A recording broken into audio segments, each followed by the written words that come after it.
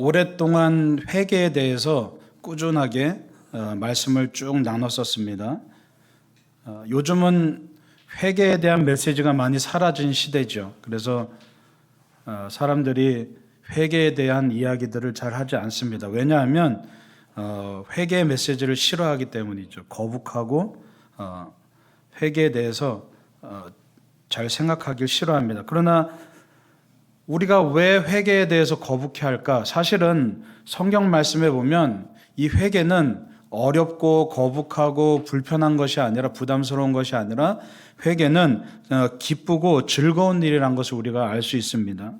회개에 대해서 깨달으면 이것이 얼마나 놀라운 일인지를 우리가 배우게 됩니다. 우리가 회개의 단편적인 부분만 이해하면 참 어렵게 느껴지고 참 힘들게 느껴지는데 회개의 진정한 의미를 깨달으면 그것이 얼마나 기대되는 일인지를 우리가 깨닫게 됩니다. 우리가 회개한다는 것은 뭡니까? 하나님께 돌아온다는 얘기죠. 하나님께 돌아가는 길은 사실은 마음 한켠에 두렵고 떨립니다. 탕자가 아버지의 집으로 돌아올 때도 두렵고 떨리는 마음으로 아버지에게 혼날까봐 또 여러 가지 질책을 받을까봐 두려운 마음으로 돌아오게 됩니다. 그런데 정작 탕자의 비유에 살펴보면 아버지께서는 오히려 기쁘고 노심초사하는 마음으로 그런 마음으로 이제 아들을 기다리죠. 그래서 이 누가복음의 탕자의 비유를 보면 아버지가 어디 나와 계십니까? 먼 곳까지, 동네에서 먼 곳까지 나와 계십니다. 아들이 언제 올 줄도 모르는데 먼 곳까지 나와 계셨다는 건 뭐예요? 늘 항상 거기 계셨다는 얘기죠. 아버지는 늘 항상 거기 계셨습니다. 왜요? 내 아들이 돌아오면 혼내려고? 벌 주려고? 그게 아니죠. 사랑하는 마음으로 언제나 돌아올까? 오늘이나 돌아올까? 내일이나 돌아올까? 노심초사하는 마음으로 아들이 돌아오기만을 바라는 마음으로 그렇게 기다리셨던 겁니다. 그리고 아들이 돌아왔을 때 아버지는 너 왜 이렇게 했니? 왜 이런 잘못을 했니? 질책하지 않으시고 그냥 품에 안으시고 잔치를 벌여주시죠. 그러니까 회개란 건 그런 겁니다. 우리가 흔히 생각할 때 단편적으로 회개하면 굉장히 힘들고 어렵고 부담스러운 것으로 생각하지만 사실은 우리가 회개했을 때 어떤 일이 일어납니까? 하늘에 잔치가 벌어진다는 얘기입니다. 그래서 회개는 정말 기쁘고 즐겁고 기대되는 일이죠. 그래서 여러분 가운데도 우리 돌담길 교회 성도들은 회개의 메시지에 대해서 부담스러워하는 것이 아니라 날마다 회개를 기대하고 즐겨 회개하시는 여러분 되시길 간절히 축원합니다. 예. 우리가 회개할 때 우리 눈에는 보이지 않지만 하나님께서는 잔치를 벌이시고 가장 기쁘고 즐거워하신다는 얘기죠. 제가 초등학교 1학년 때 이제 막 친구들을 사귀고 나서 한 친구가 자기 집에 놀러 가재요. 학교 끝나고. 그래서 아무 생각 없이 그냥 놀러 갔는데 학교에서 한 3km 떨어진 거지. 예, 굉장히 멀리 사는 친구인데 갈 때까지는 그래도 뭐 어린 나이였지만 갈 때까지는 친구하고 같이 걸어가니까 재밌잖아요. 근데 한참 놀다 보니까 뭐 시간 개념이 없잖아요. 초등학교 1학년 때는. 그러다 보니까 해가 뉘어뉘어 질 때가 됐습니다. 그래서 그때서야 아차 싶어서 이제 집으로 돌아오는데 올 때는 어때요? 혼자 와야 되잖아요. 그리고 길도 잘 모르고. 그러니까 그때 당시에는 막 어린 나이에 정말 마음이 절망적이어서 또 집에 가면 혼날 생각에 두려운 마음에 사로잡혀서 또 해는 져가고 그러니까 얼마나 두렵겠습니까? 그래서 정말 그때 당시에는 죽다 살아날 만큼 그런 마음을 가지고 집으로 돌아간 적이 있습니다. 그래서 어머니한테 혼날 거야 그런 마음으로 돌아갔는데 막상 집으로 가니까 너 왜 이렇게 늦게 왔어? 혼내지 않으시고 그냥 아무 말씀 없이 냉장고에서 미숫가루 차갑게 만든 미숫가루를 꺼내주시는 거예요. 그게 지금까지도 기억에 가장 많이 납니다. 저는 그걸 보면서 우리가 주님 앞에 돌아왔을 때 주님이 이런 마음이겠구나. 그러니까 저는 그 미숫가루를 보면서 회개를 생각하는 거예요. 그러니까 회개라는 것은 두렵고 떨리는 것이 아니라 참 기대되고 가장 따뜻한 순간이고 가장 사랑이 넘치는 순간인 거죠. 그래서 우리도 주님 앞에 이렇게 돌아올 때 세상에서는 다양한 죄를 짓고 내 욕심대로 그렇게 살지만 주님 앞에 돌아올 때 주님께서는 우리에게 미숫가루를 준비해 주시는구나. 그렇게 영적으로 갈급한 우리 심령에 영적인 차가운 미숫가루를 주시는 분이구나. 저는 그런 마음이 있어서 회개라는 것이 그렇게 어렵게 느껴지지 않습니다. 그래서 여러분들 가운데서도 우리가 하나님 앞에 돌아올 때 우리가 주님 앞에 예배 드릴 때, 주님 앞에 찬양할 때 먼저 우리가 주님 앞에 회개하면서 우리의 죄를 내려놓고 우리가 거룩해져야 되는 거죠. 그런데 그 회개 가운데 어렵고 두려운 마음이 아니라, 물론 그런 마음도 당연히 있습니다. 없으면 안 되죠. 우리 안에 죄의식이 있어야 우리가 회개할 수 있죠. 그러나 적어도 주님 앞에 나와서 회개하고 그런 아버지의 따뜻한 마음을 느끼는 그런 예배가 되었으면 좋겠습니다. 예. 여러분, 자녀가 돌아오는데 기뻐하지 않을 부모가 어디 있겠습니까? 여러분 자녀들이 만약에 가출했다가 돌아왔는데 그냥 혼내기만 하시겠습니까? 그게 아니죠. 그냥 돌아온 것 그 자체만으로 기뻐하시는 분이라는 겁니다. 그래서 하나님께서는 우리가 주님께 돌아올 때 하늘의 잔치를 베푸신다고 그렇게 말씀하고 있습니다. 18절에도 주님께서 뭐라고 말씀하시냐면 자기의 땅을 극진히 사랑하신다라고 말씀하시죠. 그러니까 하나님은 우리를 사랑하시는데 극진히 사랑하십니다. 최선을 다해서 사랑하시는 분이죠. 그래서 우리가 하나님의 영역 안에 있을 때 자기의 땅을 사랑하신다는 말은 우리가 하나님의 그 품 안에 있을 때 하나님의 사랑을 듬뿍 받을 수 있다는 얘기입니다. 무슨 얘기입니까? 우리가 어떤 일을 행하느냐 거기에 따라서 사랑이 쫓아오는 것이 아니라 우리가 어디에 있느냐에 따라서 하나님의 사랑이 임한다는 얘기죠. 그 영어로 얘기하면 doing이 아니라 being이라는 얘기입니다. 즉 뭐예요? 행위로 주님의 사랑을 얻는 것이 아니라 우리의 그 존재 자체로 사랑을 얻게 된다는 얘기입니다. 그래서 우리가 주님의 은혜를 구하려면 우리가 은혜 받는 위치에 서 있어야 되는 거죠. 하나님의 영역 안에 있으면 사실은 우리는 주님의 은혜 가운데 거하게 되는 겁니다. 우리는 자꾸만 그런 생각을 하죠. 내가 하나님께 뭘 해야 하나님이 기뻐하실까? 내가 하나님께 어떤 헌신을 하고 봉사를 해야 하나님이 나를 사랑하실까라고, 나를 축복하실까라고 생각하는데 그게 전혀 아니라는 얘기입니다. 성경에서는 그게 전혀 아니라는 얘기입니다. 나의 어떤 행동과 행위로 주님께서 나를 사랑하시는 것이 아니라 뭘로 사랑하신다고요? 내가 하나님 품 안에 있으면 그러면 그 안에서 하나님의 사랑과 축복이 주어진다는 얘기죠. 여러분들이 지금 무엇을 할까를 생각하기보다는 여러분들이 지금 어디에 서 있는지를 먼저 생각하시기 바랍니다. 예. 그래서 우리가 주님 안에 계시고 또 주님이 항상 거기 계시기 때문에 우리가 주님께 돌아가면 되는 겁니다. 주님이 변덕스럽게 여기 계셨다 저기 계셨다 하는 것이 아니라, 그래서 사실은 우리가 변덕스러운 거죠. 우리가 주님을 떠났다가 여기 있다 저기 있다가 하나님이 안 계시네? 왜 하나님 나와 같이 안 계세요? 그렇게 원망하죠. 그런데 정작 우리가 주님을 만나기 위해서는 어떻게 하면 됩니까? 다시 돌아가면 되는 겁니다. 떠나왔던 길을 돌아가면 되는 겁니다. 왜요? 우리 하나님 아버지는 항상 거기 계셨기 때문에, 항상 거기서 우리를 기다리셨기 때문에 우리가 다시 돌아가면 되는 겁니다. 그래서 사실은 우리가 하나님이 침묵하신다, 하나님이 응답을 안 하신다, 하나님이 안 계신 것 같다, 하나님이 나를 버리신 것 같다고 이야기하지만 여러분들이 하나님의 침묵을 느끼는 그 순간이 사실은 축복인 겁니다. 왜요? 내가 집을 나가서 좋아 보이는 것들을 바라보면서 정신이 팔려서 한눈 팔면서 돌아다닙니다. 아이들이 여러분 백화점에 가거나 어떤 테마파크에 가보십시오. 아이들이 엄마 손 뿌리치고 좋아 보이는 것들에 현혹되어서 막 다닙니다. 그때는 엄마 아빠의 존재를 깨닫지 못하죠. 근데 언제 깨닫습니까? 순간 엄마 아빠의 존재를 깨달아야만 다시 돌아올 수가 있는 거죠. 그래서 사실은 하나님의 침묵, 하나님의 부재, 하나님이 안 계신 것 같다고 느껴지는 그 원망의 순간이 사실은 축복의 순간이라는 것을 여러분 기억하시기 바랍니다. 그래야 비로소 우리가 주님께 돌아올 수 있습니다.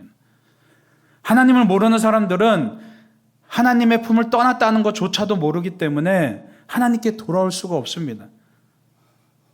그러나 우리가 세상에서 하나님께 기도할 때도 하나님이 응답하지 않으시고 하나님이 외면하시고 하나님의 침묵을 느끼는 그 순간은 바로 뭘 이야기하는 겁니까?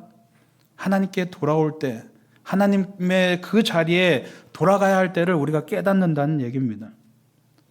그래서 우리는 하나님이 우리를 외면하신다고 생각했지만 사실은 우리가 주님으로부터 떨어져 나와서 우리가 주님을 외면하고 살다가 막상 돌아보니까 하나님이 안 계시니까 하나님 왜 나를 외면하십니까? 그렇게 원망하곤 하죠. 그럼 여러분, 하나님을 만날 수 있는 가장 좋은 방법은 뭡니까? 그냥 돌아가면 되는 겁니다. 예. 우리가 왔던 자리로 돌아가면 되는 겁니다. 그러면 여러분은 항상 발견하게 되죠. 항상 거기 계신 하나님을 발견하게 되는 겁니다. 주님은 항상 거기 계시는 줄 여러분 믿으시기 바랍니다. 왜냐하면 우리를 사랑하시기 때문이죠. 주님은 그저 기다리실 뿐입니다. 항상 거기 계셔서 우리가 인지하지 못합니다. 우리가 깨닫지 못합니다.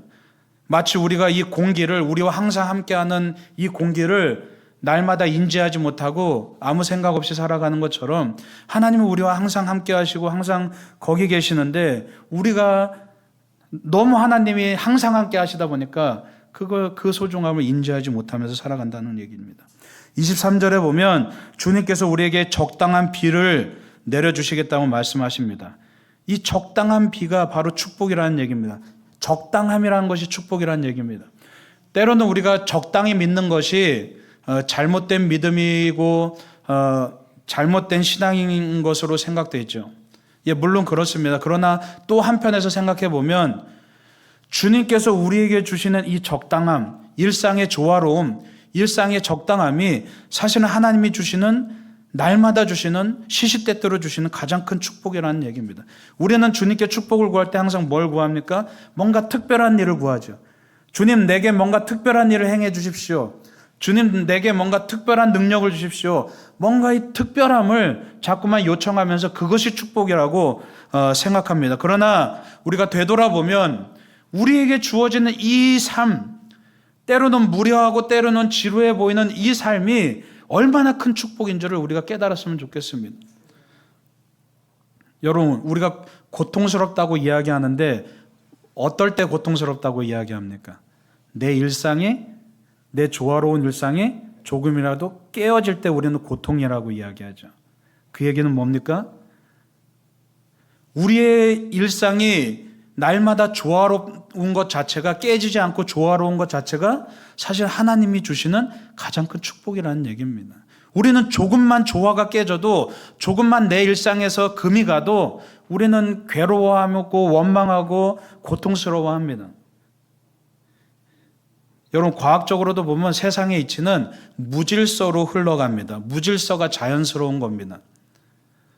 실제로 과학적으로도 그렇습니다. 여러분, 여기 컵이 있는데 이 컵을 깨트리는 게 쉽습니까? 깨진 컵을 이 컵으로 만드는 게 쉽습니까? 깨트리는 게 쉽죠. 예. 우리 자연의 이치는 과학적으로도 무질서가 자연스러운 겁니다.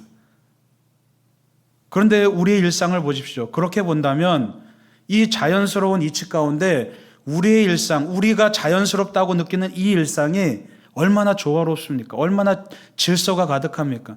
하나님께서 우리를 얼마나 질서 있게 만드셨습니까?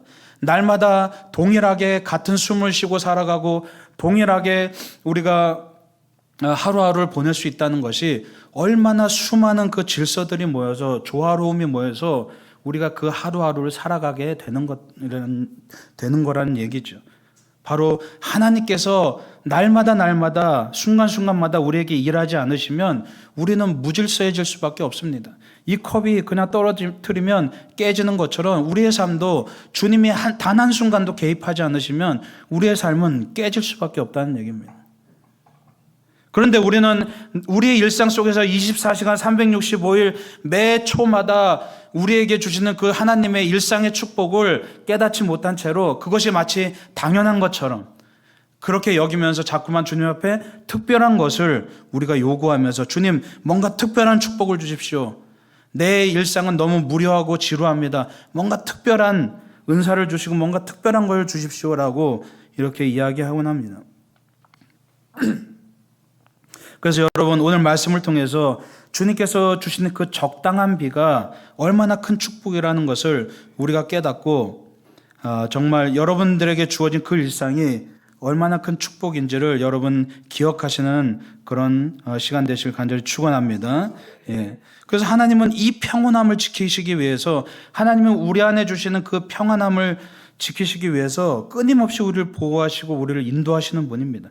끊임없이 분주히 일하시는 분입니다. 아까 찬양했던 것처럼 주님이 일하시기 때문에 우리가 하루하루를 살아갈 수 있다는 얘기죠. 여러분, 자녀들은 여러분이 얼마나 노력하는지를 잘 모릅니다. 자녀들을 키우기 위해서 여러분들이 얼마나 애쓰는지를 잘 몰라요. 그냥 당연한 것으로 여기죠. 당연히 그냥 아침에 일어나면 학교 갈 준비가 되어 있고, 학교 갔다 오면 당연히 그냥 쉬고 밥 먹고 할 준비가 되어 있습니다. 잠잘 준비가 되어 있습니다. 왜요? 엄마 아빠가 부단히 애쓰고 노력하기 때문에, 부단히 일하기 때문에 그 모든 것이 가능한 거죠. 그런데 아이들은 그 존재 자체를 잘 몰라요. 하나님도 마찬가지입니다. 우리가 그냥 의례 그렇게 되는 것처럼, 자연스럽게 그렇게 되는 것처럼 살아온 하루하루의 일상이, 그 하루하루의 일상을 만들기 위해서 하나님은 얼마나 많이 애쓰시고 하나님은 얼마나 많이 일하시는지를, 하나님이 얼마나 많은 은혜로 우리에게 베풀어 주신지를 우리는 잘 깨닫지 못한다는 얘기입니다. 주님께서 우리를 위해서 끊임없이 일하고 계시다는 사실을 여러분 기억하시길 바랍니다. 19절에 보면 주님이 주시는 은혜로 우리가 흡족할 것이라고 말씀하고 있습니다. 흡족하다는 건 뭡니까? 아주 듬뿍 만족하다는 그런 얘기입니다. 바로 이게 진정한 축복이라고 이야기합니다. 그래서 사도 바울은 뭐라 그럽니까? 내가 빈궁에 처해보기도 하고 풍부에 처해보기도 했는데 그 모든 것에 만족할 만한 일체의 비결을 배웠다라고 말씀하고 있죠. 자족하는 비결을 배웠다고 말씀하고 있습니다. 내 삶에 주어진 그 만족, 내 삶에 주어진 그 흡족함이 사실은 주님이 우리 가운데 주시는 가장 큰 은혜라는 사실이죠. 아무리 많은 것을 가지고 있어도, 아무리 많은 것을 누리고 있어도 만족하지 못한다면 정작 우리의 삶은 지옥에 사는 것과 마찬가지라는 겁니다. 주님의 은혜를 무시하는 거죠. 실제로 많은 사람들이 이렇게 살아갑니다. 내게 이미 주어진 것에 감사하지 못하고 가지지 못한 것에 불평하면서 살아갑니다. 여러분, 이스라엘 백성들이 광야에서 매일마다 하루치의 만나와 메추라기를 하나님께서 내려주셨는데 그것에 만족하지 못합니다. 그래서 어떤 사람들은 어떻게 합니까? 이틀치, 3일치를 더 걷어다가 저장해 놓죠. 근데 어떤 일이 일어나요? 바로 다 썩어버리죠. 그겁니다. 우리가 날마다 주님이 주시는 그 은혜, 날마다 우리 일상 속에서 이 평안함, 이 적당함의 은혜를 우리가 망각해버리고 자꾸만 우리는 뭔가 더 특별한 것을 원하죠. 우리의 욕심 때문입니다. 사실은 내가 주님을 위해서 특별한 은사를 원합니다. 내가 주님을 위해서 특별한 축복을 원합니다. 라고 말하지만 사실은 우리 마음속에 뭡니까? 우리의 욕망과 욕심이 자꾸만 특별한 것을 원한다는 겁니다. 자꾸만 더한 것을 원합니다. 그래서 우리 가운데 뭐뭐처럼의 태도를 버려야 됩니다. 그 얘기는 뭐냐면 내가 때로는 죽을 것처럼 느껴집니다. 내가 때로는 하나님이 안 계신 것처럼 느껴집니다. 그러나 여러분, 우리가 이 인생을 살아가면서 얼마나 수많은 고통 가운데서 우리가 죽을 것 같은 경험을 많이 합니까? 그런데 죽은 사람이 있습니까? 없으시죠. 죽을 것 같지만, 죽을 것처럼 느껴지지만 죽지 않았습니다. 롯이 소돔과 고모라를, 땅을 나누면서 소돔과 고모라를 바라봤을 때 좋아 보였다고 말하고 있습니다. 좋은 것처럼 느껴졌습니다. 그런데 정작 그 땅이 좋은 땅이었습니까? 아니었죠. 그러니까 우리는 현상에 눈이 멀어서 본질을 착각한다는 얘기입니다. 우리의 짧고 어리석은 생각이 하나님을 끼워 맞추다 보니까 하나님이 안 보이기 시작합니다. 자꾸만 눈에 보이는 현상에 집착하기 시작합니다. 죽을 것 같고, 힘들 것 같고, 안 될 것 같고, 절망할 것 같은 그런 순간들이, 그런 현상들이 우리 눈앞에 수없이 펼쳐집니다. 그런데 우리가 바라봐야 될 것은 그 현상이 아니라 그 뒤에 본질을 바라봐야 된다는 얘기입니다. 현상 뒤에 계신 주님의 본질을 바라봐야 됩니다. 다윗이 골리앗을 상대할 때, 자, 현상이란 건 뭡니까? 다윗 앞에 놓여진 현상은 골리앗이라는 존재죠. 거대한 존재였습니다. 그런데 다윗은 그 현상을 바라보지 않고 그 뒤에 있는 본질을 바라봤습니다. 그 뒤에 계신 하나님을 바라봤기 때문에 다윗이 정말 말도 안 되지만 그런 담대함을 가지고 골리앗을 무너뜨릴 수 있었죠. 다윗이 만약에 그 뒤에 계신 하나님을 바라보지 못하고 그 눈앞에 놓여진 현상, 그 골리앗만 바라봤다면 다윗은 절대로 달려들지 못했을 겁니다.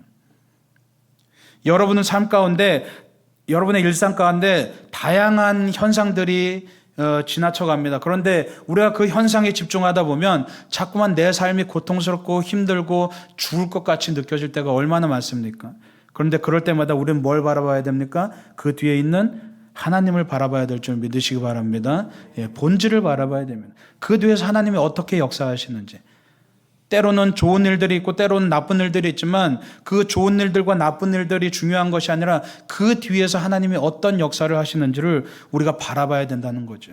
여러분 28절 오늘 본문 말씀 뒤 이어서 28절 너무나 유명한 말씀이죠. 이 말씀 함께 읽어보겠습니다. 다 같이 시작. 그 후에 내가 내 영을 만민에게 부어주리니 너희 자녀들이 장래일을 말할 것이며 너희 늙은이는 꿈을 꾸며 너희 젊은이는 이상을 볼 것이며. 아멘. 우리가 이 말씀을 해석하면서 자꾸만 이걸 나눠서 보거든요. 어떤 분들은 뭐 자녀들은 장래일을 말할 것이다. 또 나이를 나눠서 뭐 노인들은 꿈을 말할 것이다. 이렇게 말하는데 이 말씀은 사실은 무슨 얘기냐면 남녀노소를 막론하고 성령님께서 같은 영을 부어주시겠다고 그렇게 말씀하시는 겁니다. 여기 계신 장로님들만 또는 기도 많이 하시는 우리 장로님 권사님들만 성령이 임하시는 것이 아니라 여기 앉아있는 사랑의 기쁨에게도 성령이 임하실 줄 여러분 믿으시기 바랍니다. 그게 우리의 하나님입니다. 남녀노소를 막론하고 빈부귀천을 막론하고 주님께서 동일하게 주님의 영을 부어주시는데 어떤 일이 일어납니까?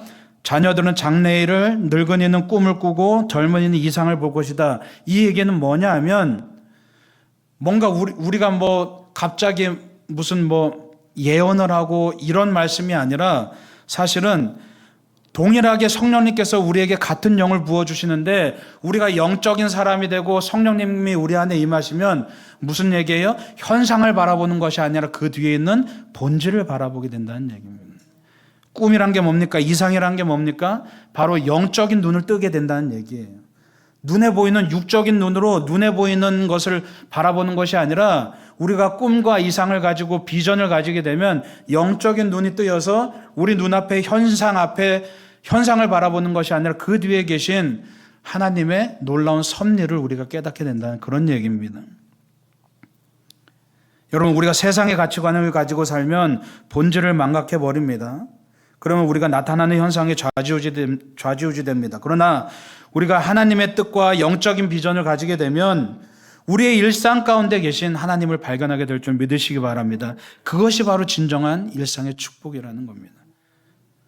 다시 말해서 우리 어떤 특별한 일로 성령님이 임하시는 것이 아니라 성령님이 임하시는 것이 무슨 어떤 특별한 영이 임하셔서 특별한 은사를 주시는 것이 아니라 성령님께서 우리 삶 가운데 늘 항상 함께 하신다는 그런 얘기입니다. 성령을 무조건 특별하게 역사하시는 영이라고 생각하지 마시기 바랍니다. 우리 삶에서 하나님을 깨달아 할 수 있는 그런 지혜를 주시겠다는 겁니다. 그리고 성령님께서 언제나 우리의 위로자가 되셔서 우리와 함께 하시겠다고 말씀하고 있습니다. 항상 여기 계시는 겁니다. 특별한 자리가 아닙니다. 우리의 일상에 성령님께서 함께 하시고 그리고 그때 비로소 그 어디나 하늘나라가 되는 줄 믿으시기 바랍니다. 여러분 어제가 중요한 것이 아니라 내일이 중요한 것이 아니라 바로 지금 오늘 감사하는 삶을 살아가시길 바랍니다. 지금 성령님과 동행하시길 바랍니다. 일상을 소중히 살고 그 일상의 축복을 경험하는 여러분 되시길 간절히 축원합니다. 그래서 성령님께서 여러분의 일상 가운데 여러분의 그 때로는 무료하고 지루하다고 느껴지는 그 삶 가운데 여전히 성령님께서 보이지 않게 일하시고 여러분의 일상 가운데 그 하루하루의 삶 가운데 하나님의 그 은혜가 축복이 임하는 그런 하루가 되실 간절히 축원합니다. 기도하겠습니다.